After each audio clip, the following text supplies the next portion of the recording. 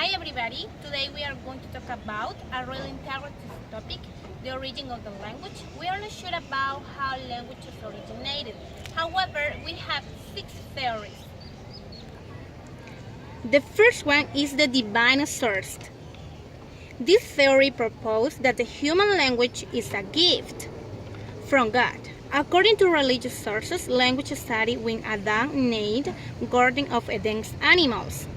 But today, people speak many different languages, rather than only one. This is because ancient humans became too proud and they tried to build the Tower of Babel in order to reach God. So God punished them by separating their languages. People tried to discover the original divine languages, which was spoken by most ancient ancestors, carried out few experiments. They assumed that if a child was allowed to grow up without hearing any language around them, then the first word the child would utter would be in this divine source. The second is the natural sound source. This theory is based on the natural sound, and we have 2 theories. The first one is the bow-bow theory. This theory is focused on the sound of different objects. For example, if we hear the natural sound of a roller, we are going to imitate that sound, and after we are going to use it to refer us to the roller, even when it is not present. The second theory is the poo-poo theory. This theory proposed that the original sound of language may have come from natural cries of emotion such as pain, anger, and joy, as you can see. For example, if we feel pain, we say ouch. If we are excited, we say yeah. If we are surprised, we say oh. The social interaction source is the third theory. This theory proposed that the sound of a person involved in physical effort could be the source of our language, especially when that physical effort involves several people. And the interaction had to be coordinated. In this way, early humans developed a set of grunts and groans and curses, and the movement to lifting and carrying 3 or more moves, creating form of communication to offer better protection. The fourth is the physical adaptation source. This theory proposed that speech was possible thanks to the human distinct physical failures. For example, human feet are upright, not standing outwards, and they are even in height. Such characteristics are very helpful in making sounds like Human legs have much more muscle. Interlacing this giant flexibility helps us producing sounds like P and P.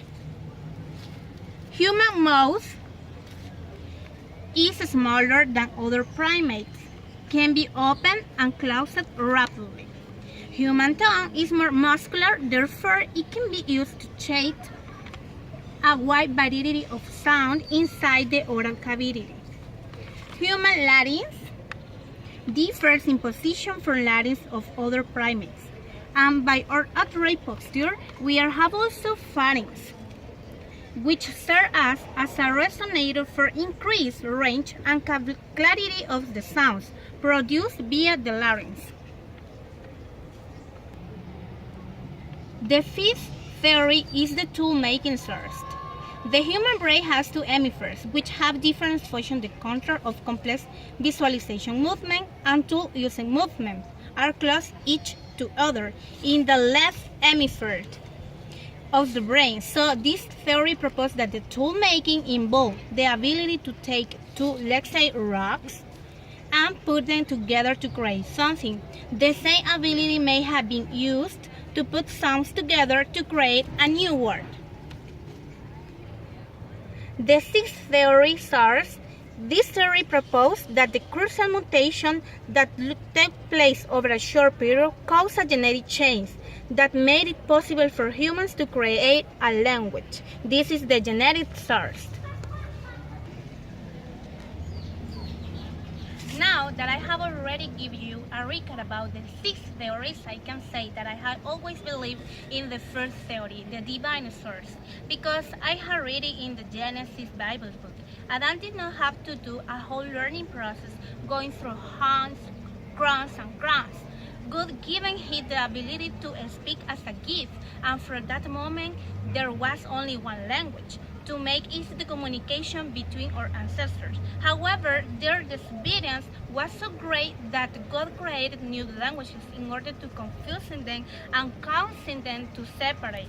It was in that moment where languages were created, but God gave us also intelligence to learn new languages, and it's for that reason that babies reach to learn their native languages.